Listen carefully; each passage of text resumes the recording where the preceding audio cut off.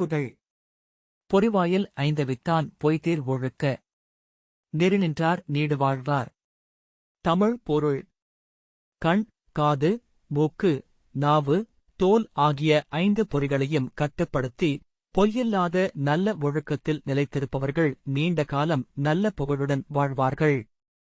எளிய விளக்கம். மனிதனுக்கு 5 உணர்வுகள் உள்ளன. அவற்றை கட்டுப்படுத்தாமல் விட்டால் தவறான வழியில் போகலாம். ஆனால் அவற்றை கட்டுப்படுத்தி நல்ல ஒழுக்கத்துடன் வாழ்பவர்கள் வாழ்க்கையில் உயர்வடைவார்கள். உதாரண கதை. ஒரு பள்ளியில் 2 மாணவர்கள் இருந்தனர். ஒருவன் படிக்கும்போது கவனமாக இருந்து தேவையற்ற விஷயங்களை பார்க்கவும் கேட்கவும் முயலவில்லை. மற்றவன் எப்போதும் விளையாட்டு, சினிமா, தொலைபேசி போன்றவற்றில் மூழ்கியிருந்தான். காலப்போக்கில் முதல் மாணவன் நல்ல மதிப்பெண் பெற்று உயர்ந்த நிலையை அடைந்தான். 2வது மாணவன் படிப்பில் பின்னடைந்தான். இந்தக் கதையின் பொருள். நம் உணர்வுகளை கட்டுப்படுத்தி நல்ல வழியில் நடப்பவர்கள் வாழ்க்கையில் முன்னேறுவார்கள். ஊக்கவுரை. தன்னைக் கட்டுப்படுத்துபவன்தான் உண்மையான வெற்றியாளன்.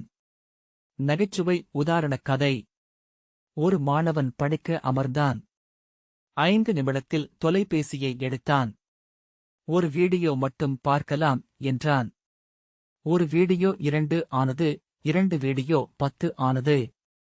இறுதியில் அவன் சொன்னான், இன்று படிக்க வேண்டாம், நாளை முதல் நல்ல ஒழுக்கம். அந்த நாளை இன்னும் வரவில்லை. கதையின் சின்ன பொருள். நம் உணர்வுகளை கட்டுப்படுத்தாமல் விட்டால் நேரமும் வாழ்க்கையும் வீணாகிவிடும். மீண்டும் குறள். பொறிவாயில் ஐந்தவித்தான் பொய்தீர் ஒழுக்க. நெறிநின்றார் நீடு வாழ்வார். தமிழ் பொருள். 5 உணர்வுகளையும் அடக்கி பொய்யில்லாத நல்ல ஒழுக்கத்தில் நிலைத்திருப்பவர்கள் நீண்ட காலம் நலமாக வாழ்வார்கள். அடுத்த குறளில் சந்திப்போம். நன்றி. மேலும் குறள்களை கேட்க சப்ஸ்கிரைப் செய்யுங்கள்.